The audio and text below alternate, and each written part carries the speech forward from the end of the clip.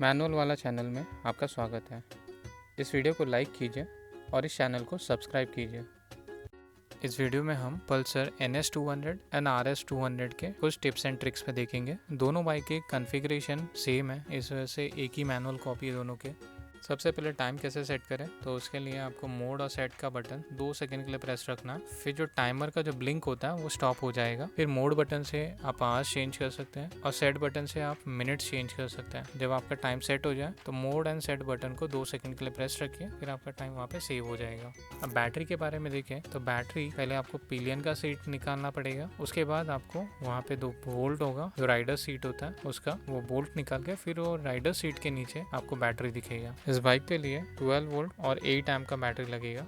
तो इस गाड़ी के गियर के बारे में अगर देखें तो इसमें टोटल 6 गियर है। तो फर्स्ट डाउन, फिर मिडल में न्यूट्रल, बाकी गियर जैसे आप अप करते आएंगे आपका गियर इंक्रीज होते आएगा। तो गियर डाउन करने के लिए आपको एक स्पीड मेंटेन करना चाहिए। जैसे 6 से 5th गियर पे जा रहे हैं तो 54 का स्पीड मेंटेन कीजिए। 5th से 4th गियर पे आ रहे हैं 45 का स्पीड मेंटेन कीजिए। 4th से 3rd गियर पे जा रहे हैं 35 का स्पीड मेंटेन कीजिए। 3rd से 2nd गियर पे जा रहे हैं तो आप 25 का स्पीड मेंटेन कीजिए। 2nd से 1st गियर पे जा रहे हैं 15 का स्पीड मेंटेन कीजिए।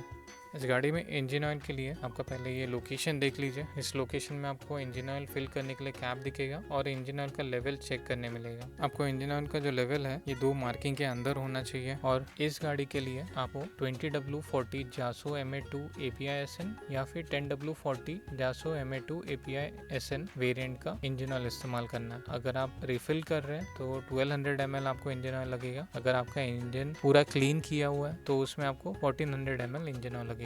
अब टायर के बारे में देखेंगे तो पहले आप टायर का कंडीशन चेक कर लीजिए। कहीं पे कुछ फट गया है या कहीं पे ज़्यादा घिस चुका है तो टायर चेंज कर लीजिए। एक प्रॉपर एयर प्रेशर मेंटेन कीजिए। फ्रंट टायर में 25 का एयर प्रेशर मेंटेन कीजिए। पीछे का एयर प्रेशर अगर आप अकेले राइड करने वाले तो 28 का एयर प्रेशर मेंटेन कीजिए। अगर आपके साथ कोई साथ में राइड करने वाले तो 32 का एयर प्रेशर मेंटेन कीजिए।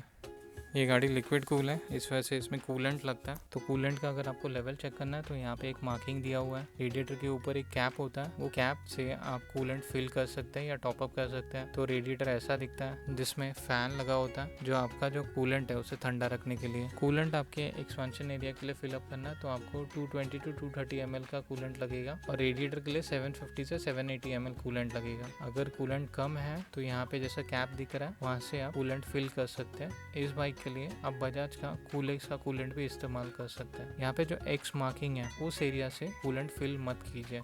अब हम स्पार्क प्लग देख सकते हैं। तो स्पार्क प्लग आपका जो इंजन है उसके ऊपर साइड पे होगा, दोनों साइड पे स्पार्क प्लग होगा क्योंकि ये DTSI का इंजन है तो इसमें 2 स्पार्क प्लग होता है। स्पार्क प्लग का गैप चेक कीजिए 0.8 से 0.9 के बीच में है कि नहीं, या फिर अगर स्पार्क प्लग पूरा जंग लग गया तो उसे चेंज कर लीजिए।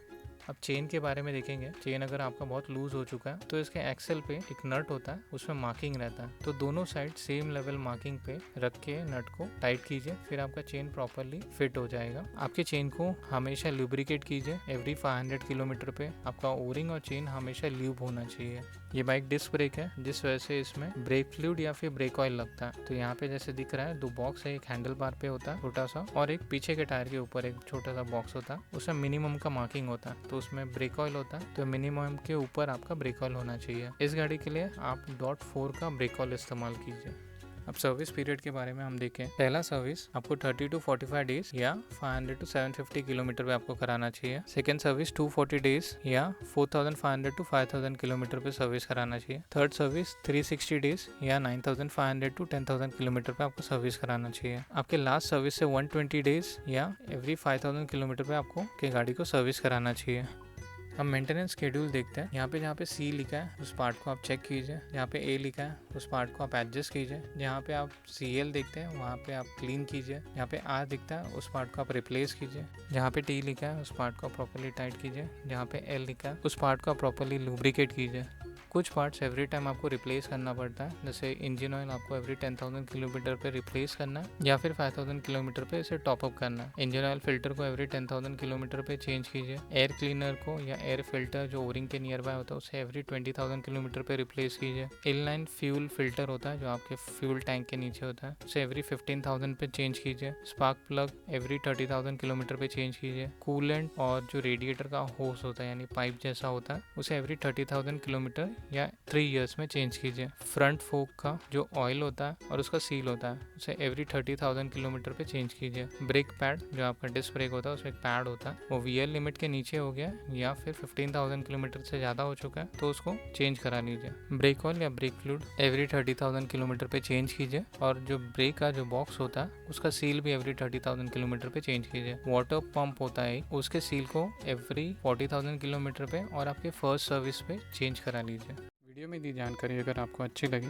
और आपको लगता है कि ये वीडियो आपके किसी दोस्त के लिए फ़ायदेमंद है तो आप इसे ज़रूर शेयर कीजिए। और आपको अगर कुछ सवाल है तो नीचे कमेंट बॉक्स में आप कमेंट कर सकते हैं। वापस मिलेंगे हमारे नए वीडियो में।